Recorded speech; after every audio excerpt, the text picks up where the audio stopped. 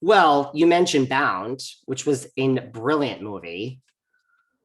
Bound, I love. Bound is a great movie. What was it like? What was that experience like? You know, you and Jennifer Tilly had such chemistry in that. What was it like working with her? Easy, fun. We laughed all the time. I love Jennifer. She's one of the few people that I remain friends with, you know, and I love her. She's a great girl. She's a great gal, as they say. Why do you love Bound? Like, what was it about that experience? Like, what was so great about that? I mean, it's a great movie, one of my absolute favorites, but Um, you know, because this is coming right off of Showgirls, and everyone was like, we have to get you in a huge movie now. We're gonna make you into this big movie star, blah, blah, blah. And I kept thinking, get me into a movie that I show that I really act, like before this movie comes out. Because I secretly knew what was gonna happen. I'm like, this isn't gonna be what you think, you know? So I was nervous. So I just wanted to show that I was a real actress. Even though I worked really hard in Showgirls, it became apparent, like, if you're not really good in this, you're done. Like, this is, I was aware of that part. So when Bound came up, I'm like, oh my God, I get to cut off my hair, cut off my nails, put on like boxer makeup basically, or, and, play the part of the traditional guy, which I hadn't seen written before.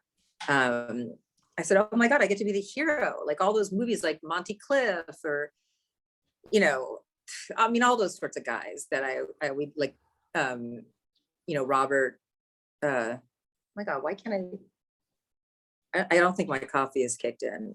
listen, I'm like on my second cup here. It's like I could drink like I was right about to make some more, and I looked at the time, I'm like, oh my God, my brain, I went and did hot yoga instead. And I was like working out. Now I'm like this. And so I'm like trying to drink vitamin water, but I'm definitely, anyway, who's my favorite actor? One of my favorite actors. I could picture his face. Anyway, I'll get to him. Anyway, I just love the part. And then, I love that was newcomer directors, and sadly, everyone around me, agents and managers and people are like, you can't do this movie, you'll ruin your career, you can't play a lesbian.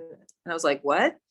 And I just thought that was wrong. And so I liked that I listened to myself and I did it anyway. I left my agents because of it, because they're like, we can't represent you, you're ruining your career.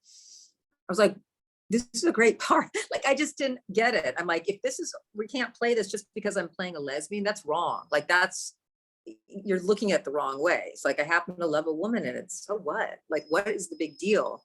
And they were like newcomers. I'm like, these newcomers, these directors are incredible. Like, I could just tell they were incredible directors. So I was proud that I listened to my gut. I'm proud of all the work that was done on the film. And I like the outcome. And I think I get it's very gratifying. And it makes me feel good when a lot of, especially young girls, come up, to me, and the movie helped a lot of people, come out, and it showed, who they were, but they had to hide themselves in the first time they'd really seen it in a film before. And so I'm really happy about that. That made me feel good. In all of your, it's a great film. It's the sort of film I love, but it served another purpose, which I thought was really important. Yeah, I mean, well, in all of your management, like you actually left them, like everyone was like, you can't do this. I mean, I'm a gay man, so listen, all my girls, when I say that I'm speaking to GINA GERSHON, they scream, Bound. That's all they're like, please. I'm like, I get it. I'm sure she gets it all the time. Girls, come down. But yes, it was a big thing at that time. It really was. But you left your management. Everyone was like, you just can't do it. I didn't have a manager then. I had an agency, and they were really against it. Wow. They literally said, and they'll deny it. They're not there anymore. They went to somewhere else, and they said, we cannot manage you. Like, we can't represent you. You're ruining your career doing this. And I just was like, okay, well, it's my career. So here's the commission, and I'll see you later. And I left. And they were really good too. I like them, but I just felt fundamentally, listen, my whole career has been like that. People telling me, don't do it, you're going to ruin your career, you better not do this. People said that about Showgirls, by the way. People were like, I don't know if you should be dancing around naked. I'm like, I'm dancing like in a show, like I'd been a modern dancer. Also, I'm like, oh my God, I get to do this really groovy. I'd say most of my parts I've done, people have said you shouldn't do these parts. So I think at this point I'm kind of used to it. And I just think as an artist, you have to listen to yourself. You know, maybe I would be a bigger star had I done the typical commercial parts that I was supposed to do. But, I don't think it's not what I chose to do. It's my life. For better or worse, I've chosen what I wanted to do. And I think as an artist, you have to choose, I don't know. No, I think so. Did you? And it's funny that like your management and everyone's saying, don't do this. It almost seems like you felt the opposite. Like after Showgirls, you were saying, I better be in some part ASAP that shows I can act, because you kind of knew what would happen after Showgirls came out. So it was almost the opposite.